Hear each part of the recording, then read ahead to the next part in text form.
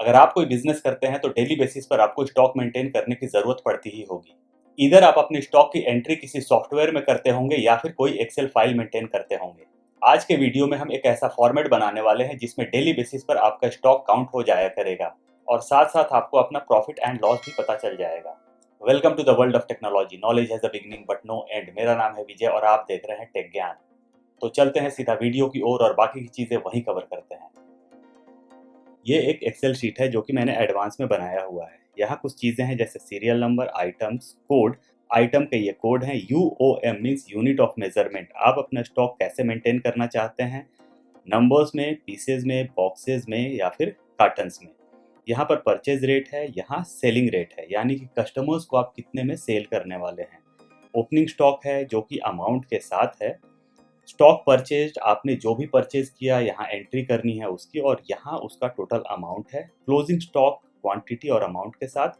Ideal quantity sold, मतलब आपका कितना टोटल आपने बेचा है, वो आइडियली कितना होना चाहिए वो यहाँ है।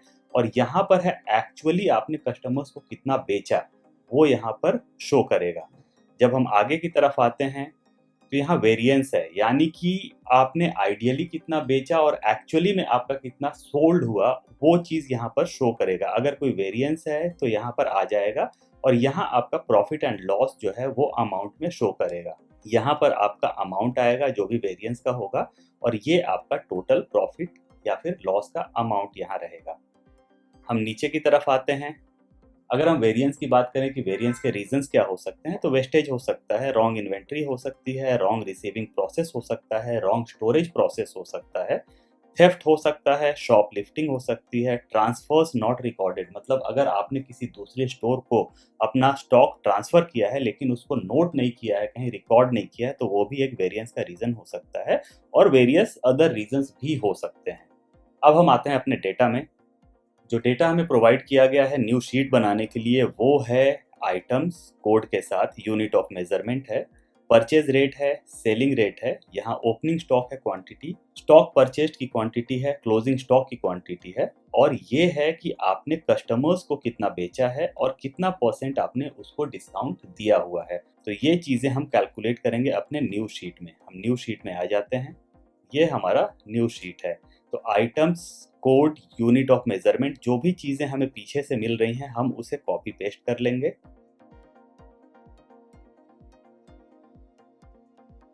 यूनिट ऑफ मेजरमेंट हम इसके लिए ड्रॉप डाउन क्रिएट कर लेंगे। ड्रॉप डाउन क्रिएट करने के लिए हमें जाना होगा डेटा में, डेटा वैलिडेशन, और यहाँ हमें सेलेक्ट करना होगा लिस्ट। यहाँ हम टाइप कर देंगे नंबर्स, पीसेस, बॉक्सेस, कार्टन्स। आपका जो भी यूनिट ऑफ मेजरमेंट हो आप यहाँ टाइप कर लें और ओके कर दें।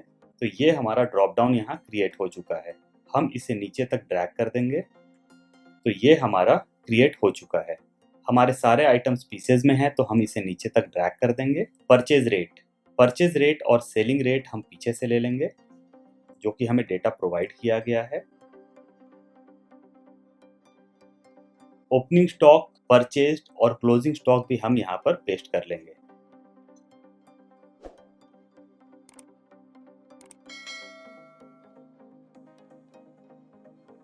Actual quantity sold to customers, इसे भी हम पेस्ट कर लेते हैं। यहाँ पर है आपने डिस्काउंट कितना कस्टमर्स को प्रोवाइड किया हुआ है। हम ये डेटा पीछे से नहीं लेने वाले हैं क्योंकि ये हमारा ड्रॉप डाउन से मैनेज होने वाला है। तो हम इसे मैनुअली यहाँ पर टाइप कर देंगे या फिर ड्रॉप डाउन हम क्रिएट कर देंगे। हम यहाँ जाएंगे डेटा में, डेटा वैलिडेशन, हम यहाँ सेलेक्ट करेंगे लिस्ट। सोर्स में हम टाइप कर देंगे डायरेक्टली 0% से लेके 30% तक हम टाइप कर देंगे।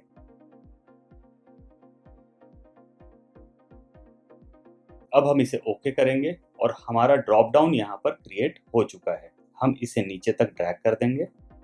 हम आगे की तरफ आते हैं। यहाँ हमारा है वेरिएंस क्वांटिटी और अमाउंट के साथ और यहाँ प्रॉफिट एंड लॉस है। अब हम अपने शीट को बनाना स्टार्ट करते हैं। ओपनिंग स्टॉक हमें क्वांटिटी मिल चुकी है तो हमारा अमाउंट कितने का होगा, plus quantity into purchase price, enter. अब हम इसे नीचे तक ड्रैग कर देंगे। इन केस आप चाहते हैं कि ये जो आपका अमाउंट है उसके पहले रुपीज या फिर डॉलर शो हो तो आपको देना होगा कमांड 1 या फिर कंट्रोल 1। आप आ जाएंगे कस्टम फॉर्मेट में या फिर फॉर्मेट सेल्स में, आपको जाना है कस्टम में, आपको इसे रिमूव करना है, आपको टाइप करना है डबल इन्वर्टेड कॉमा में RS rupees, double inverted comma आपको क्लोज करना है, एक सिंगल स्पेस देना है आपको और आपको हैश का साइन दे देना है, आपको करना है ओके। आप देखेंगे कि जो भी मेरा अमाउंट था उसके पहले रुपीज आ चुका है। स्टॉक परचेज, तो स्टॉक परचेज हमारा हो जाएगा सेम वे में क्वांटिटी इनटू परचेज रेट। हम इसे एंटर कर देंगे, हम इसे नीचे तक ड्रैग कर लेंगे और हम फिर से इसे फॉर्मेट कर लेंगे।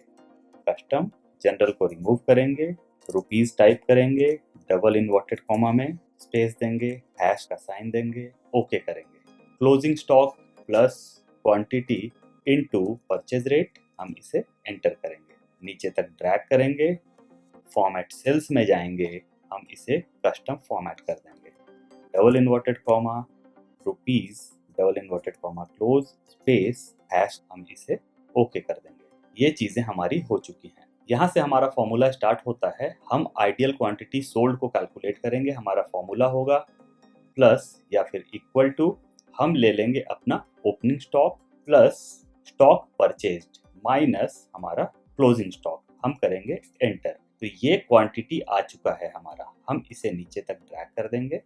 मैं आपको एक बार फिर से बता देता हूँ, plus opening stock plus stock purchased minus closing stock, enter. नीचे तक हम इसे ड्रैग कर लेते हैं। अमाउंट, तो अमाउंट जो हमारा होगा वो होगा परचेज रेट पे, क्योंकि सेलिंग रेट हमारा कस्टमर्स के लिए है। Quantity into purchase rate, enter. हम इसे नीचे तक ड्रैग कर देंगे। ये चीजें हमारी हो चुकी हैं। हम आते हैं आगे की तरफ। एक्चुअल क्वांटिटी सोल्ड, जो कस्टमर्स को हमने बेचा वो कितना हमने यहाँ पर बेचा हुआ है। अमाउंट, ये जो अमाउंट होगा ये हमारा सेलिंग रेट से कैलकुलेट होगा, परचेज रेट से नहीं होगा, क्योंकि हमने यहाँ कस्टमर्स को बेचा है। तो हमारा इसका फॉर्मूला होगा प्लस या फिर equal to quantity sold into हमारा जो सेलिंग रेट है। हम यहाँ परचेज रेट नहीं ले रहे हैं, हम यहाँ सेलिंग रेट ले रहे हैं। हम इसे इनटू कर देंगे, हम नीचे तक इसे ड्रैग कर देते हैं। तो ये हमारा टोटल अमाउंट आ चुका है। लेकिन यहाँ कुछ चीज़ें और भी हैं, जैसे कि हमारा यहाँ डिस्काउंट है। तो अगर मैं मान के चलता हूँ कि मैंने 5% डिस्काउंट दिया, मैं डिस्काउंट नीचे तक ड्रैग कर देता हूँ, कहीं मैं डिस्काउंट को 0% कर देता हूँ, कहीं मैं इसे 10% कर देता हूँ और कहीं मैं इसे 15 और कहीं इसे 20 और 25% कर देता हूँ।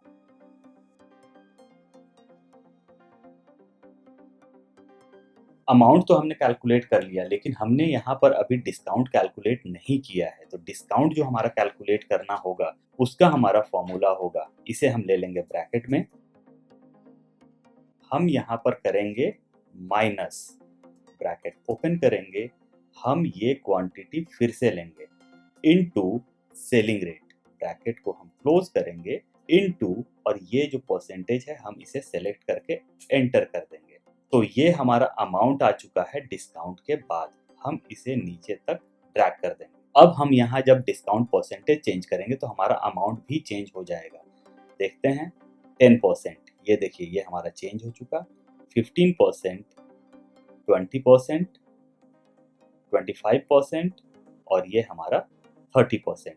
ये हमारा काफ़ी अच्छे से कैलकुलेट हो रहा है। अब हम आते हैं अपने वेरिएंस के क्वांटिटी और अमाउंट पे। तो हमारा जो वेरिएंस है उसका फॉर्मूला होगा प्लस और इक्वल टू, हमने जो एक्चुअल क्वांटिटी सेल किया यानी कि एक्चुअल क्वांटिटी सोल्ड माइनस हमारा आइडियल, एंटर करेंगे। तो ये देखिए ये हमारा वेरिएंस आ गया, यानी कि माइनस में है ये हमारा। तो माइनस में क्या क्यों है?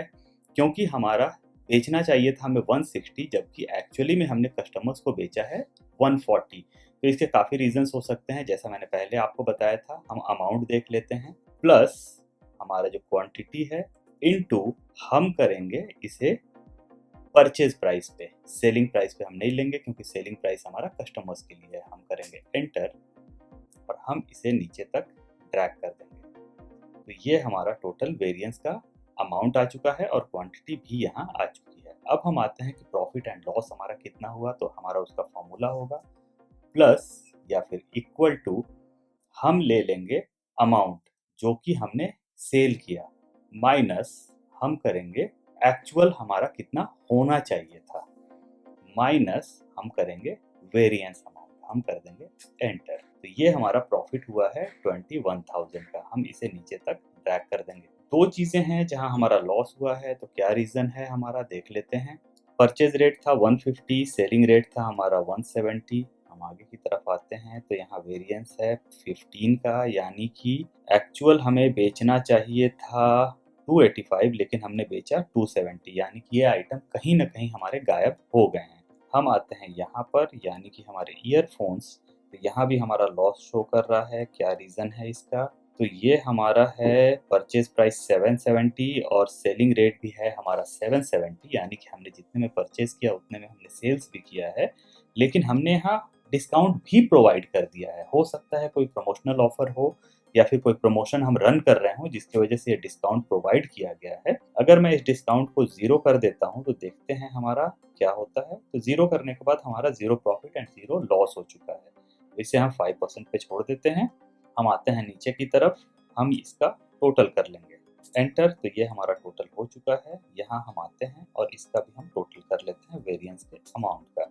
तो हमारा वेरिएंस अमाउंट है 20,000 का और ये हमारा जो है वो प्रॉफिट है। अगर ये लॉस में होता तो हमारा ये रेड में हो जाता और यहाँ पर ब्रैकेट आ जाता। तो आप इस तरीके से अपना स्टॉक मेंटेन कर सकते हैं एक्सेल में, डेली बेसिस पर, वीकली बेसिस पर या फिर मंथली बेसिस पर। ये टोटली आपके ऊपर डिपेंड करता है। वेरिएंस से आपको पता चल जाएगा कि आपका वेरिएंस का क्वांटिटी कितना है और अमाउंट कितने का हुआ है आपका, और आप अपने स्टाफ को उस हिसाब से सजेस्ट कर सकते हैं कि उनको करना क्या है। आई एम श्योर आपको ये वीडियो जरूर पसंद आया होगा। फिर मिलते हैं नए टॉपिक के साथ, तब तक के लिए keep learning, keep growing and be better than yesterday. Thank you.